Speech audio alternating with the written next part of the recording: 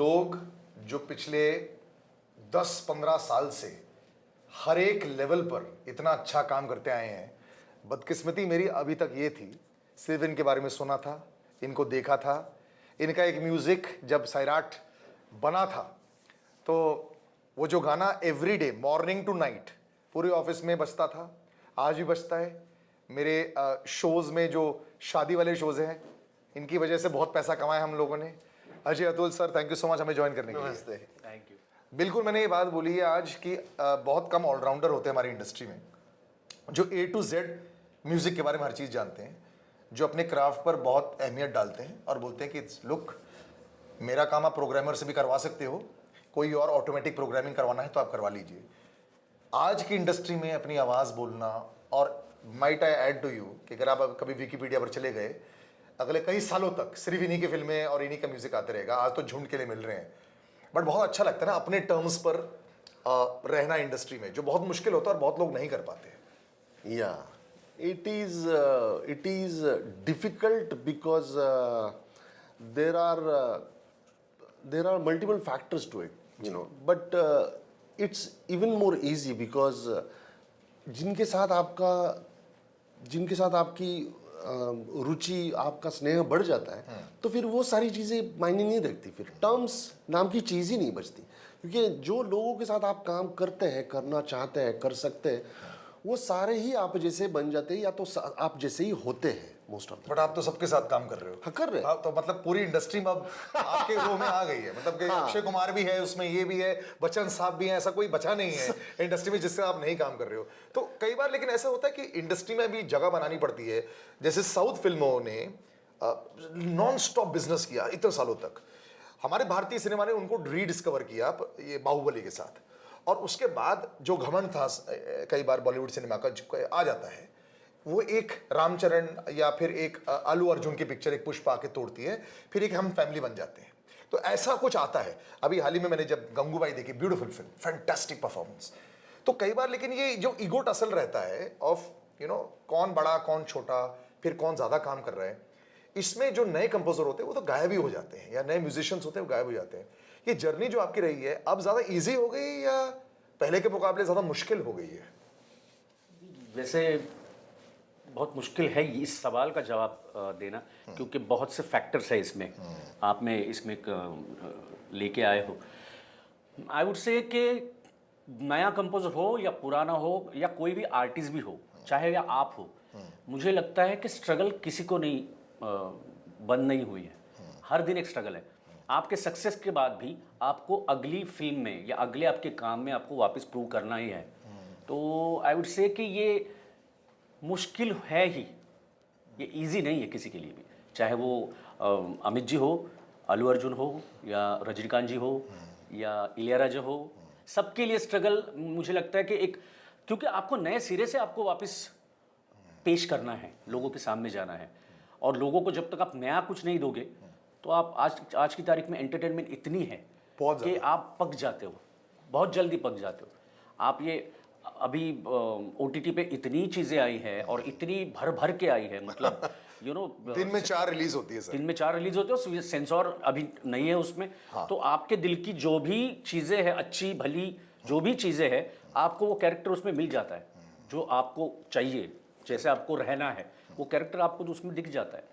तो I would say कि आप बहुत जल्दी ना, लोग आपको आपसे मुकर जाएंगे अगर आप में हर बार नया कुछ नहीं दिया तो आई वुड से कि ये हर एक के लिए बहुत बट एक ढांचे में भी फंस जाते हैं। अभी हाल ही में मैं बॉबी देओल से मिला तो उन्होंने मेरे को बताया कि इतने सालों की एक्टिंग के बाद उन्हीं के भाई सनी बाजी ने ये बताया कि पिताजी की शोले थी, मेरे लिए गदर, तुम्हारे लिए फिल्म नहीं, आश्रम is the turning point of your career. मतलब उनके भाई ये बोल रहे हैं, ना सोल्जर ना बाकी फिल्में, नो, आश्रम, और उस बात को वो मानते हैं। तो ऐसे ढांचे पे जब इतना बड़ा, मतलब आज भी कितने साल हो गए सर सैराट को? 7-8 ईयर्स, 6-7 साल हो गए। आज भी ये जिंगाट से निकलना, and I am talking about Zingaat, not about धड़क, यस, मैं बोल रहा हूँ उससे भी निकलना, it's such a beautiful song. और जिस तरह उसने एक रॉ इमोशन को बाहर निकाला, कई बार वो मुश्किल हो जाता है कि do they expect that kind of madness every time, because वो once in a lifetime कई बार हो जाता है इतना ज्यादा, बिकॉज नो एक्सपेक्टेशन, अभी एक्सपेक्टेशन बहुत हाई रहता है आपका। या but that is not wrong, I think अब हमने उसको, हम इस चीज को इम्यून हो गए कि आपसे वही चाहते हैं। देखो हम वो खुशनसीब है जिनको पहले दिन से वो कहा गया कि आप ये करो, और जो ये करने को बोला ना वो भी हमारा था। अच्छा। सो हम हमेशा वो खुशनसीब है कि हमको किसी दूसरे का नहीं बताया गया आज तक कि ये आप इस जैसा करो। सो हम जब भी हिंदी में भी काम करें ना, तो हमारे लिए बताया गया कि आप ये देखो, ये गाना है ना, इस जैसा करो। अच्छा ये मोरिया है, हमारा ही है। सो कई बार कोई स्कोर बजाते हैं कि ये देखो ये स्कोर है ना इस जैसा। अच्छा ये हमारे सही रसी ड्रामा में हमने किया हुआ था। So every time it became hours. Now it happens like कि लोग आते ही है, आपने वो किया था ना, अब ये करो। सो इसके लिए हम तैयार हैं, क्योंकि ये होना लाजमी भी है। ठीक है, ये होता है क्योंकि आपसे लोग वो उम्मीद करते हैं कि आपने ये किया है तो आप कुछ और कर सकते हो इस जैसा। हम सोचते हैं कि इस जैसा नहीं, इससे अच्छा हो, इससे बेहतर और कुछ डिफरेंट करते हैं, क्योंकि हमेशा एक नई गलती करना जरूरी होता है। सेम गलती क्यों करेंगे? बट ये म्यूजिशियंस के लिए इतना मुश्किल, मैं जब शंकर एहसान लॉय से मिलता हूँ, अभी भी उनको वो रियल ऑर्केस्ट्रा का जो फील होता है, जो साउंड होता है, कहते हैं आप जितना भी उसको एग्जैक्ट ऑलमोस्ट कर दो, लेकिन वो ऑलमोस्ट ही रहता है। तो एज म्यूजिक डायरेक्टर्स आप भी बहुत इंस्ट्रूमेंट्स को कई बार यूज करते हो, you use all this. Is it easy to make new sounds, keeping the old flavor also there, या फिर बड़ा मुश्किल हो जाता है? See, I'll tell you how we do. We program everything ourselves. We don't have any Yes, assistant. We don't have any programmer. We don't hire anything. हमारे पास आज भी assistant नहीं है. अच्छा. So, अरे कॉफी दे के लिए भी assistant नहीं है. By the way. So we do everything ourselves. Now, अगर हम लोग प्रोग्राम कर रहे हैं, even the orchestra. Now I'll speak about the orchestra thing only, because that's the most complicated thing to program for a musician. जी. Okay. So when we program that orchestra, we make sure जितना programme किया है वो एक तो real लगे। जी। अगर वो रियल लगा है तो अब हमारा मन उससे भी वो नहीं होता, अब रियल हो गया, अब इस पे और रियल बजाते हैं। So we then add on it and we keep adding till we get satisfied. And it's not, देखो ये लेवल ऑफ प्रेफरेंस का साउंड जो है ना, वो कभी चेंज नहीं हो। भगवान करे कि जो जिसको आप अच्छा समझते हो ना, वो कभी चेंज ना हो। हाँ, ये चल जाता है तो फिर जो प्रोग्राम था वो भी चल जाएगा। तो हम लोग कई बार वो भी हो सकता है कि देखो मराठी में कई बार बजट नहीं हुआ करता था। खेड़ मंडला वगैरह गाने किए ना, एक चीज भी लाइव नहीं थी उसमें, बजट ही नहीं था। अब है। तो हम सोचते कि चलो अब है तो अब करें, अब और जितना लाइव हो सकता है करो। हम लोग सैराट के लिए हॉलीवुड गए, अब इधर जाते हैं, प्राग जाते हैं, अब मैसेडोनिया जाते हैं। It's okay. सो हम जितना म्यूजिशियंस उसमें सोल ऐड हो जाता है, हमारे लिए उतनी ज्यादा उनकी बेस्ट विशेष आ जाती है। Correct. और जो पुराने ज़माने में भी हुआ करता था ना, एक 70 म्यूजिशियन बैठे हैं, 80 रिदमिस्ट बैठे हैं, हम सोचते कि चलो 80 नहीं है लेकिन कम से कम 30 तो हो। तो maximum musician, maximum rhythmist we still use. वो फील ही अलग होती है ना रिकॉर्डिंग सेशन में। और चीज़ क्या है इसके बारे में ना, और एक चीज़ है कि आजकल इतनी डिजिटली और इलेक्ट्रॉनिक इतने साउंड आ गए ना, अपने इंडियन इंस्ट्रूमेंट के भी आ गए जी। अगर हम लोगों ने अभी वाले म्यूजिशियन को यूज नहीं किया ना, तो वो उनके बच्चों को ये नहीं बोलेंगे कि तू सीख। हाँ, करेक्ट। क्योंकि उनका ये डाइंग आर्ट है। हाँ, तो उनकी अगर रोजी रोटी नहीं चली तो हम लोग वो एक उनकी सोल वो गाने में चाहते हैं, उनकी ब्लेसिंग वो गाने में चाहते हैं। इसलिए हम लोग ज्यादा जितना हो सके उतने म्यूजिशियन हम लोग यूज करते हैं। हमारे जो तबले वाले हैं ना, वो अपने बेटों को बोलेंगे भाई तू तबला मत सीख, तू कीबोर्ड सीख, क्योंकि तू अल्टीमेटली प्रोग्रामर बन। जी। ये ना हो यार। सब लोग हैं अपने अपने बहुत अच्छे कितने अच्छे म्यूजिशियन हैं जो म्यूजिक, जो इंस्ट्रूमेंट है वो बजाने वाले लोग ही हट गए, मतलब है ही नहीं अभी इंडस्ट्री में। And which is sad thing, you know. अब पहले वो होता था one man army is a big thing, but आजकल one man army is not a good thing, because आप 9 ऑफ ऑल ट्रेड्स हैं। किंग एक का भी नहीं है और जैक का भी नहीं है, मतलब सब लोग ये हो गया। फिर भी है, वन मैन आर्मी भी है, लेकिन वो उस तरह के गाने होते हैं जो मोस्टली सिंथेटिकली ड्रिवन होते हैं, but which is fair, mostly pop kind of sound करता है। But everything should not be pop, you know. There is a term called cinematic. जी। It's dying. सिनेमा से सिनेमैटिक म्यूजिक जा रहा है, कोई कुछ नहीं बोल रहा है, हमें उसकी तकलीफ होती है यार, सिनेमैटिकनेस क्यों जा रहा है? We feel no, it should not be like. No, it will not go, because there are enough people like me जो आज भी मैं आपको बताता हूँ, अक्षय सर की पिक्चर देखने के लिए वापी ड्राइव करके गया था। मैंने कहा फील होना चाहिए थिएटर में बैठ के। बेशक 4 लोग थे मेरे साथ में, but that doesn't matter to me. मेरे को जो मैं बता रहा हूँ, मैंने इस दिन जब गंगूबाई देखी तो मेरे को आंखों में आंसू आ गए, because the brilliance and the beauty of a cinema वो नहीं हो सकता, क्योंकि मैं पॉज करके पिक्चरें देखता हूँ फोन। 2 बच्चे हैं मेरे, आप कभी देख अंडरस्टैंड, 2 बच्चों के साथ एक पूरी पिक्चर देखना नामुमकिन के बराबर है, इट्स इम्पॉसिबल। तो ये मुझे लगता है कि करंट जो जनरेशन है हाइब्रिड जनरेशन रहेगा, लेकिन एक ऐसे जनाब जैसे Nagraj sir, now you are working with him, आपकी दोस्ती यारी है, there is a history of hits, now what happens there, किस तरह सेशन रहता है? अब एक ऐसी पिक्चर बन रही है जहाँ पे एक ऐसे आदमी के साथ काम किया जा रहा है जहाँ जो जिसके हम फॉरएवर फैन रहेंगे, सब लोग फैन रहते हैं उनके, और एक इंटरेस्टिंग सब्जेक्ट है, स्क्रिप्ट भी बहुत स्ट्रांग होगी, इनका नाम भी ही has to come back and give the double impact, आपका ट्रिपल इम्पैक्ट, बच्चन सर का डबल इम्पैक्ट। तो ऐसी टाइप की पिक्चर में जहाँ सबको 6 मारना है, ये कैसा था? आई वुड से कि इसका अजय और मैं, हम दोनों भी बहुत बहुत बड़ा जवाब दे सकते हैं। नागराज के साथ काम करने का एक ही है फ़ायदा कि उसकी डिपेंडेंसी, अच्छा, वो जो आई वुड नॉट से फ्रीडम तो हमें नॉर्मली बहुत नॉर्मली बहुत डायरेक्टर भी देते हैं, प्रोड्यूसर भी देते हैं, बट उसका जो जिस तरह से वो ब्लाइंडली हम पे डिपेंड करता है ना म्यूजिक के लिए, वो रिस्पॉन्सिबिलिटी हमें हमारी बन जाती है फिर उसके लिए। We feel responsible for his music कि उसको प्रॉपरली जाए, और हम लोग ना कोई भी बॉदरेशन ना लेके, कोई टेंशन ना लेके, जो ट्यून बाहर निकलती है दैट इज कमिंग ऑर्गेनिक, और उसकी वजह से वो एक कोलैबोरेशन है, टोटल कोलैबोरेशन। सो उसका काम करने देना is the beauty, I would say. हक है और विश्वास है, 2 चीज़ें हैं।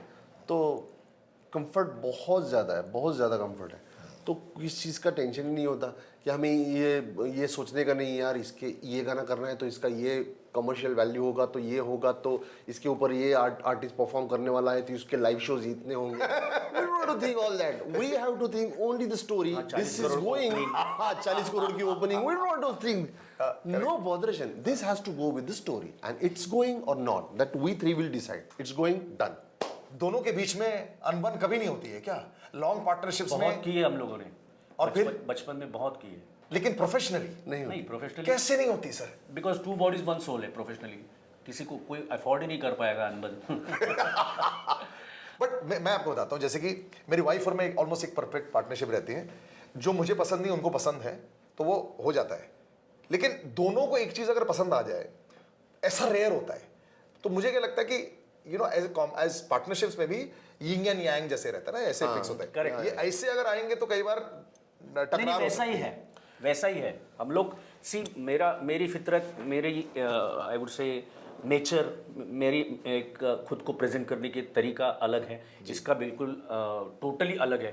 तो हम लोग एक्सट्रीम पोल्स अपार्ट जी, पर उसकी वजह से जो खामियां इसमें हैं जी, वो मेरी वजह से पूरी हो जाती है, जो मुझ में है खामियां वो ये पूरी कर देता है। तो बहुत सी तो चीजें कंसेंसस इजीली पहुंच पाते हैं आप?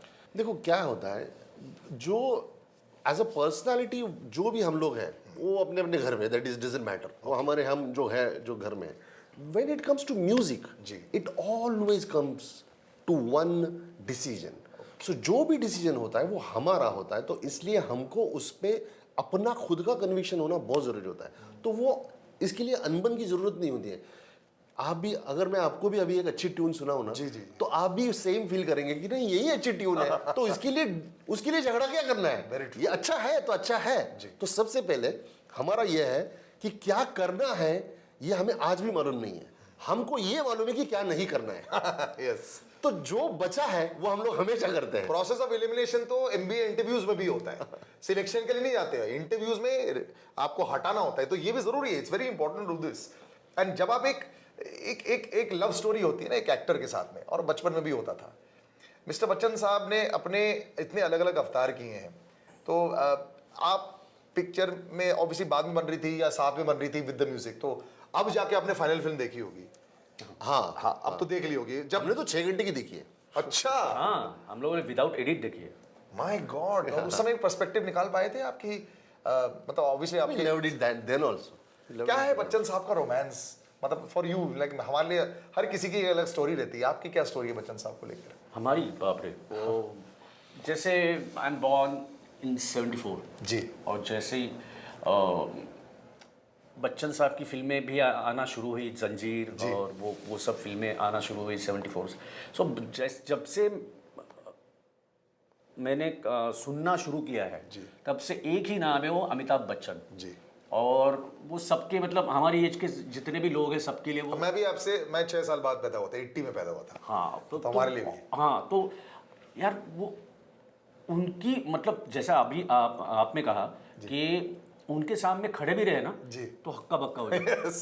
मतलब उन्होंने कहा अरे यार क्या चल ऐसा बोला भी तो भी मतलब डर लगता है। हाँ। अ, जवाब क्या दे?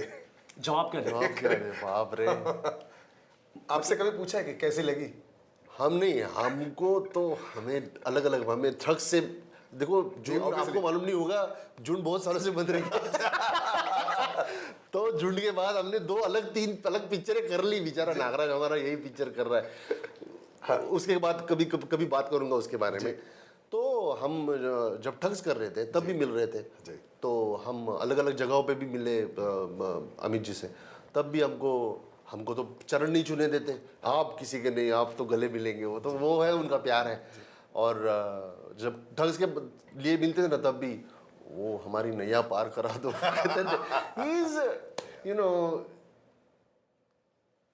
हमारे लिए वो भगवान है। हम उनको इतना मानते हैं ना। और आप वो रोमांस की बात करते हैं ना, तो वो तो अलग चीज़ है। हमारे लिए आज भी बच्चन साहब मतलब ऐसे बैठेंगे, मुझे अधीरनाथ चौहान खत्म हो गई बात हमारे लिए। मैं आपको हम लकी उनमें से हैं। हमको इतना इस चीज़ का मतलब जितना आगे काम करेंगे लाइफ में वो तो भगवान की दया से करेंगे जी। लेकिन एक चीज़ का बहुत ज़्यादा खुशी है, गुरूर कह सकते हैं जिसको, कि आज कह सकते हैं जिसको गुरूर, कि एक नाम था फिल्म का अग्निपथ, जिससे हम इतना इंस्पायर्ड हो गए कि इनकी एक्टिंग से लेके dialogue delivery, Kader Khan sir के dialogue and everything about that film was so much on us. And भगवान ने इतना अग्निपथमय हो गए थे। और सेम चीज़ जो कायनात पूरी आपको मिलाने की कोशिश करती है, हमें हमारी अग्निपथ मिल गई। I can say it's the luckiest thing for us to do that Agnipath. और एक दूसरी लकी चीज़ जो हमें देखना चाह रहे थे बचपन से, वो जिस पर्दे पर हम लोग देखते थे स्टारिंग अमिताभ बच्चन, उस पर हमारा भी एक छोटा सा नाम, वो बहुत बड़ा दिन था। ये सपना पूरा हुआ था हमारा विरुद्ध में। यस, आपने कई फिल्में की यस। बट मुझे लगता है कि बच्चन साहब, मतलब मैं तो ऐसे ही था जब ट्विटर पर जैसे जब वो बड़े एक्टिव हुए थे और हम लोग नए नए आए थे, रोज रात को हम लोग टाइमिंग चेक करते थे। ये 12-1 बजे सर रिप्लाई कर रहे हैं, वहीं पे सर भी लव यू, सर भी लव यू, सर भी लव यू। 2 बार उन्होंने मुझे रिप्लाई किया, उसको मैंने लाइक कर, मैंने कहा अरे माय गॉड। और वो खेलते भी है थोड़ा, जैसे वो डालते जानते अगर थोड़ा सा डर रहे हैं और थोड़ा सा वो फिरकी भी लेते हैं ना, वो बहुत ज्यादा बहुत मेरे साथ बहुत किया उन्होंने। वो मतलब अभी कभी शूटिंग फ्लोर पे देखना, एक आवाज देते ना तो सब मतलब हमने बहुत देखा है। तो बहुत नहीं, मतलब जितना देखा हम भी डर गए थे, जितने डरे होंगे ना उनमें से हम भी थे। यार चुप, कुछ बात मत कर। यहाँ पे मेरा यूनिट भी ऐसे ही डरा रहता है, वो ठीक है, बच्चन साहब के लिए अलाउड होता है। ये पिक्चर आए और बड़े पर्दे पर आना, मतलब म्यूजिक डायरेक्टर्स के लिए कई बार पिछले 2 साल में मुझे लगता है कि एक प्रॉब्लम हुई थी, ऑनलाइन जो फिल्में आती हैं वो फील नहीं आती म्यूजिक की, और आप नहीं ले सकते वो फील। आप कुछ भी बोल दो, आप ईयरफोन डाल रहे हो, कुछ भी कर दो, वो नहीं आ सकती। ये थोड़ा सा म्यूजिक डायरेक्टर्स को भी शायद चेंज करना पड़ेगा टू अंडरस्टैंड कि शायद ये हाइब्रिड वर्जन्स आएंगे। हर एक फिल्म बहुत बड़ी बजट फिल्म नहीं होगी, हर एक फिल्म जो अब सिर्फ सोलो थिएटर रिलीज शायद ना कर पाए, आपको चेंज करना पड़ेगा आपका style of music for OTT platform. देखो मैं एक बात बताता हूँ, गानों के लिए गाने तो आप most of the time stereo ही सुनेंगे, मोस्टली आपकी कार में या तो आपके हेडफोन्स पे या तो आपके जिम्स में। मोस्ट ऑफ द टाइम गाने ऐसे ही सुने गए हैं, गए जाएंगे। होता क्या है, जब गाने फिल्म के होते हैं तो फिल्म के विजुअल के साथ वो गानों का जो सिनेमैटिकनेस है, जो भी grander of the song, it goes very well with the scene. So जब आप उसको बड़े पर्दे पे देखते हो तो उसका जो इम्पैक्ट विद विजुअल होता है ना, वो और तिगना हो जाता है। करेक्ट। तो इट ऑलवेज कॉम्प्लीमेंट। सो हमारे ख्याल से for musician it's not big thing, because देखो अभी it's about to release by the way. Dolby खुद अपना वो निकाल रहे हैं, 5.1 for stereo headphones, for stereo headphones every, अब शायद आपको मालूम नहीं होगा अभी, एवरी प्रोडक्शन हाउस इज सारे उनको वो कन्वर्ट कर रहे हैं, जितनी फिल्में थी दे आर कन्वर्टिंग। उसका नाम मैं I don't know why I am, उसका मैं नाम भूल गया, वो डॉल्बी, अभी उसको उन्होंने स्टीरियो पे वो कन्वर्ट कर दिया, सेम फीलिंग आएगा। It you will get the same feeling audio wise, you will get everything stereo and even atmos like so everything they are changing, क्योंकि हमारे बहुत सारे रिकॉर्डिस्ट दोस्त हैं दिन रात बैठे बैठे सारी इन्हीं जो पुरानी फिल्में कन्वर्जन कर रहे हैं, कन्वर्जन चल रहा है, and it's going to happen because you cannot stop। ये जो टेक्नोलॉजी का जो सुनामी आता है ना वो हमेशा आता रहेगा, बिल्कुल it will come and it will give justice to the sound as well. बिल्कुल आई थिंक बहुत जरूरी है, बिकॉज मेरे लिए एक पिक्चर भी साउंड से पहले दिखती है, पहले गाना आता है, टीजर आता है, बाद में फिल्म आती है। So I think sir you all are keeping the tradition alive. आप लोग ने दोनों जगहों को मैरी कर रखा है जाते जाते, क्योंकि आपने देख ली है।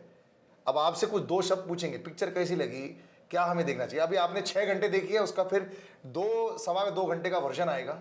मैं एक बात बताऊं, ये फिल्म देखने के बाद आपको यकीन होगा कि जो इसमें जो डायलॉग है ना, झुंड नहीं इसको टीम कहिए, आपको पता चलेगा कि क्यों ये क्यों कहा गया है। और एक लाइन है, हमने इसमें गाना किया है बादल से दोस्ती, उसमें एक लाइन बड़ी अच्छी लिखी है अमिताभ ने, मुझे बहुत अच्छी लगती है। सपनों की खिदमत में कोशिश तो कर पहले, गागर भी छलकेगी बूंदे तो भर पहले। ये नहीं करने की वजह से जो कुछ नहीं होता, नहीं करने से कुछ भी नहीं होता, बिल्कुल ट्राई तो करो। ये इस वजह से ये छोटा सा इंस्पिरेशन है, कुछ नहीं बड़ी बात, ट्राई तो करो, यू कैन डू इट। इस वजह से ये पूरी फिल्म में आपको हर बार यू विल फील के गलत होना गलत नहीं है, लेकिन गलत को सही ना करना बहुत गलत हो जाएगा। गलतियां तो सब करते हैं, हाँ, तो उसको सही करना सुधारना जरूरी है, सुधारना बहुत जरूरी है। बहुत पसंद आई है सर आपको।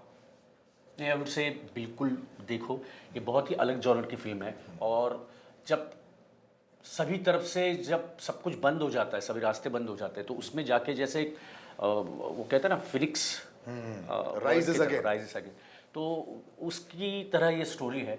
और एक स्टोरी नहीं है, इसमें बहुत सारी स्टोरीज है, तो आप सबको बहुत अच्छी लगेगी, you will get inspired. And I am inspired by your stories also. और आप लोग भी ऐसे बड़े म्यूजिशियंस को इंस्पायर करते रहिए, लोगों को इंस्पायर करते रहिए। It's an example of how you can do what you choose to do and in spite of what the world says, आप करते रहो और उसके बाद भी नॉन स्टॉप काम रहता है। तो आप अपने सपने में बिलीव करो, वो चीज़ें अपने आप सेट हो जाएंगी। Sir thank you so much. And Jhund जो 4 मार्च को रिलीज हो गई है, by of course this is going to be played out on the day of the release also, and ये थिएटर्स में है। And so excited to see Bachchan साहब back on big screen and the great Nagraj sir also. आपने सारे art देखी है, उसके बाद पता नहीं आपने कितनी और फिल्में देखी है, कितना पढ़ा है उनके बारे में, लेकिन ये उसके बाद हिंदी सिनेमा में नेक्स्ट फिल्म टू वॉच।